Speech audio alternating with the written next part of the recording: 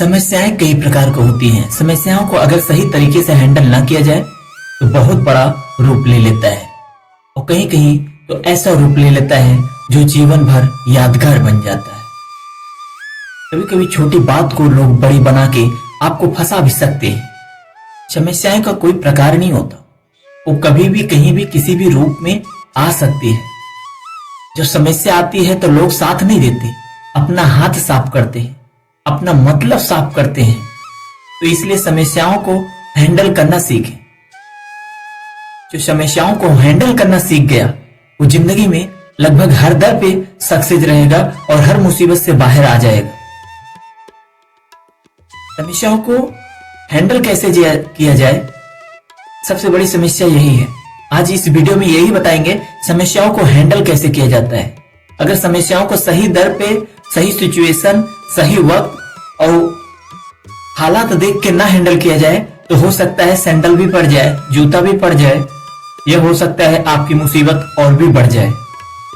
मुसीबत बढ़ने से याद आया, एक कोई सेलिब्रिटी था और उसको एक साधारण सा इंसान उसके शो पे गया था तो उसे जवाब दे दिया था।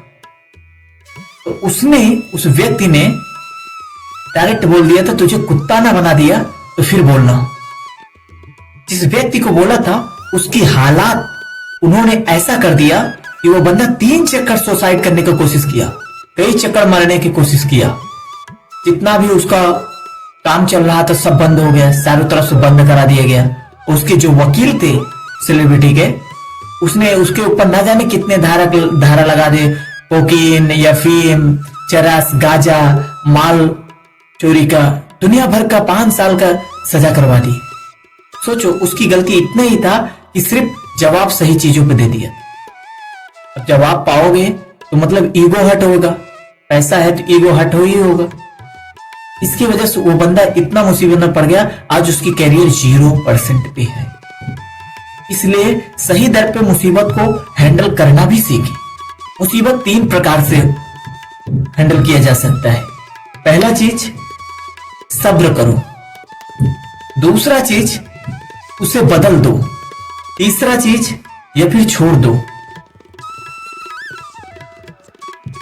अगर मैं शॉर्ट तरीके से बताऊं, मुसीबत जब आती है उसे सॉरी बोल के लिख लो। ये सब भी जो 5-6 चीज बताने जा रहा हूं शॉर्ट तरीके से, वो भी सिचुएशन देख के ही करना। सॉरी बोल के लिख लो। दूसरा चीज, वहां से हट जाओ। ये देख लेना सिचुएशन हटने वाला है कि नहीं है, क्योंकि आप बॉस के सामने से नहीं हट सकते और जो फैमिली, जो समाज उमाज है, उन सब दर से हट सकते हो। कोई रिप्लाई ना देके, ये भी सिचुएशन देख के बॉस के सामने रिप्लाई देना ही पड़ता है। और समाज में दो या ना दो, बीबी को दो या ना दो, वो बात अलग है। किसी को रिप्लाई ना देके भी समस्याओं से बचा जा सकता है।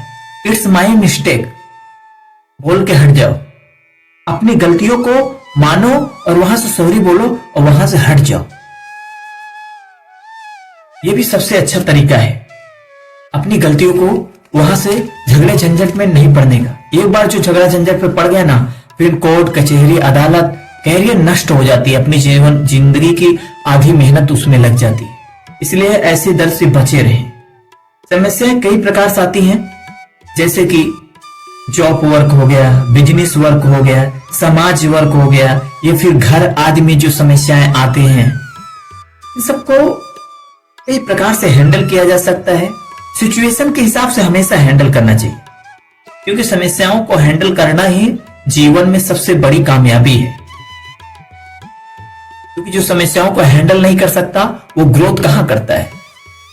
बॉस तो यही देखता है ना कि छोटे लोगों को, तुम्हें अगर एचआर के पोस्ट पे रखा है या किसी बड़े पोस्ट पे, सुपरवाइजर या एमडी पोस्ट, किसी भी पोस्ट पे रखा है, अगर आप अपने नीचे वालों को हैंडल नहीं कर पा रहे हो तो आपको रखने का फायदा क्या है। सामने वाला कंपनी वाला यही देखता है, ओनर यही देखता है कि सामने वाला हैंडल कितना अच्छे से करता है। भले तुम 10 घंटा सो, इससे क्या मतलब है, लेकिन जो वर्कर हैं वो हैंडल कैसे कर रहे हो, सबसे बड़ा अट्रैक्शन का कारण, सबसे बड़ा फोकस इसी पे रहता है। जितने भी ओनर होते हैं, सेट होते हैं।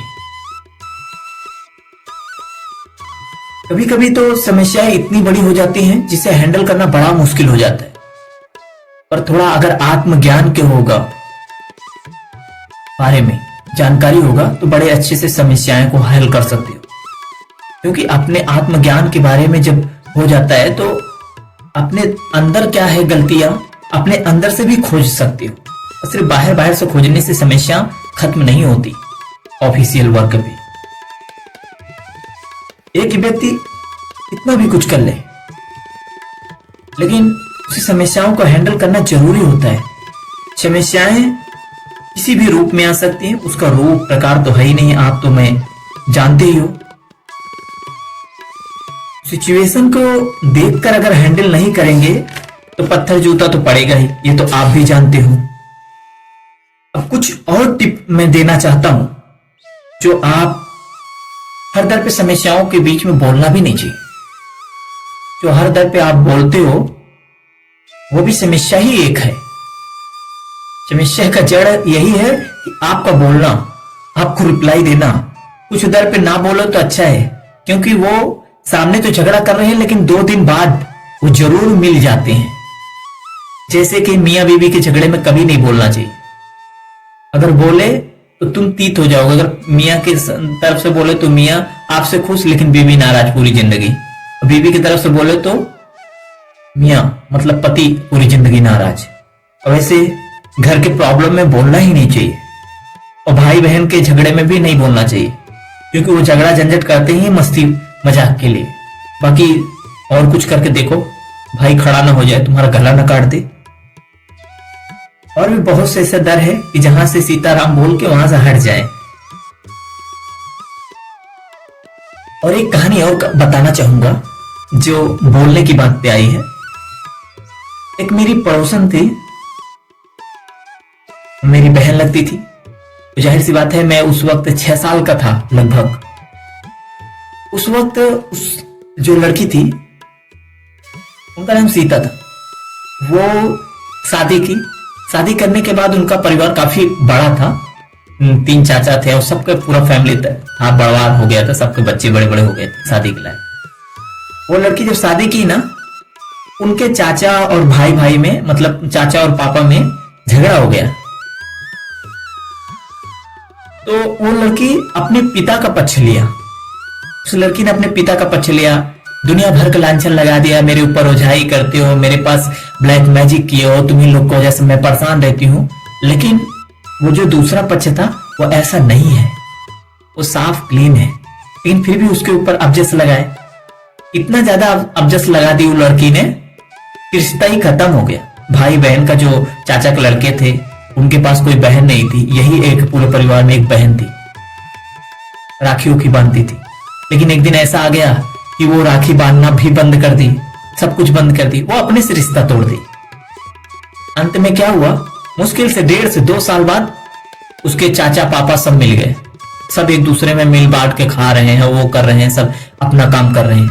अब लड़की की तो शादी हो गया था, जो बीज बोए हो वो तो काटोगे ही झगड़ा कर। अब तुमने राखी बांधना बंद कर दिया, अब दोबारा रक्षाबंधन नहीं बांध सकते आप भाई को। अब वहां जाना बंद कर दिया था, वहां अब जा नहीं सकती। वो बुरा भला बोली थी तो सिर उठा के बोल नहीं सकती। ईगो तो जानते हो पूरे भरा ही रहता है, तो आज तक सॉरी बोलने का कोई चांस नहीं। और उन लोग की गलती है नहीं कि वो सॉरी बोले, चलो बेटी है, लेकिन इनके अंदर तो ईगो है। आज तक वो रिश्ता बना नहीं। आज करीब बोले तो 10-20 साल हो गया, वो रिश्ता बना ही नहीं। इसलिए बोलता हूं हर दर पे बोलना जरूरी नहीं होता।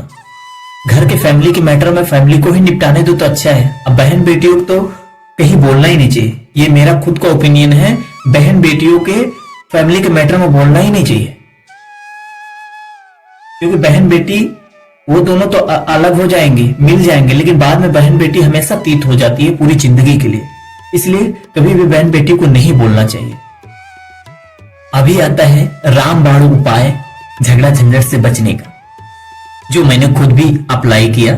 जहां पर रहता हूं हर दिन आग लगाने वाले, उनकी बहन बेटियों को उनको नीचा दिखाने वाले कि इतना सिचुएशन गंदा था, लेकिन मैं अपने माइंड को, अपने आप को कंट्रोल करने के लिए वहां जान के रुका। क्योंकि चुनौतियों को स्वीकार करने में मुझे बहुत मजा आता है, बहुत। इसी वजह से यहां पर रुका और मैंने देखा, बोलते हैं ना एक गाना है, राम झरोखे बैठकर देख रहा मुजरा लगातार। मैं वही कर रहा था, ईश्वर के भरोसे बैठ के देख रहा था। जो जैसा करता था उसको जीवन में वैसा होता था, जो जितना लांछन लगाता था उसके जीवन में उतना लांछन लगता था, जो जितना दूसरों को बुराई करता था उसके घर में उतना बुराई पैदा होता था, जो जिसके जीवन जितना झगड़ा झंझट करता था उसके घर में उतना झगड़ा झंझट रहता था। साफ सी बात है, अगर खेत में गए हो गुड़ाई करने, खेत जोतने, मिट्टी तक आपके घर गंदा पैर होगा ही, वो गंदगी पैर आपके घर में आएगा ही। जब तक नहाओगे नहीं, जब तक साफ नहीं करोगे, तब तक कहां साफ होगा। और ये झगड़ा झंझट ऐसी चीज है, जो प्रकृति की ऐसी चीज है जो दिखती नहीं पर होती है। ऐसे ही झगड़ा झंझट होती है, जो बाहर करते हो वो अंदर आएगा। अगर बाहर आप खुशी बांटते हो तो घर में खुशी आएगा, बाहर आप झगड़ा बांटते हो तो घर में झगड़ा आएगा, बाहर आप दूसरों को सम्मान देते हो तो घर में सम्मान आएगा। बिना दिए हुए आप पा नहीं सकते। जो भी सामान चाहिए उसके लिए पैसा तो पेड करना पड़ेगा, सिचुएशन कितना भी हो, यहां नहीं तो कहीं और, पर पेड तो करना पड़ेगा। झगड़े झंझट को हमेशा इग्नोर करें, जितना हो सके वहां से बचे, या फिर वहां से हट ही जाए सिचुएशन देख के ही। और देखें, कम बोलें, ज्यादा बोलने की कोशिश ना करें। कम बोलने वाला हमेशा बचा रहता है।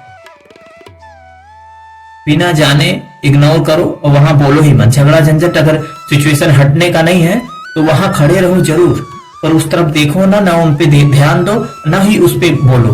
अपना दिमाग और कहीं लगाते रहो, अपना सिचुएशन और कहीं लगाते रहो, वो समझ ही नहीं पाएंगे। अंत में अपनी तरफ से कोई पक्षपात मत करो किसी की तरफ से, क्योंकि जो पक्षपात करता है आज नहीं तो कल सामने वाला हो सकता है मिल जाए, और बाद में पूरी जिंदगी के लिए आप तीत हो जाओगे, आप बुरे बने रहोगे। जैसे भाई बहन का भी बताया, वैसे ही बहुत सी मियां बीवी के बीच में बोल दिए, उसमें भी पक्षपात कर दिए। किसी का भी सिचुएशन बोलो ही मत। बहुत ज्यादा मार काट हो रहा है, हत्या होने का चांस है तो बोल दो, उसे हैंडल करने की कोशिश करो। लेकिन जान रहे हो कि सिर्फ नॉर्मल है, वो अभी आज नहीं तो 2 घंटे बाद मिल जाएंगे, उसमें बोल के अपना बुराई लेने की क्या जरूरत है। इसी के साथ अपने वाणी को विराम कर रहे हैं। आप सुन रहे थे डी सुरेंद्र। आपको अगर यह वीडियो अच्छा लगा हो, थोड़ी हमारी नॉलेज अच्छी लगी हो तो सब्सक्राइब कर सकते हैं।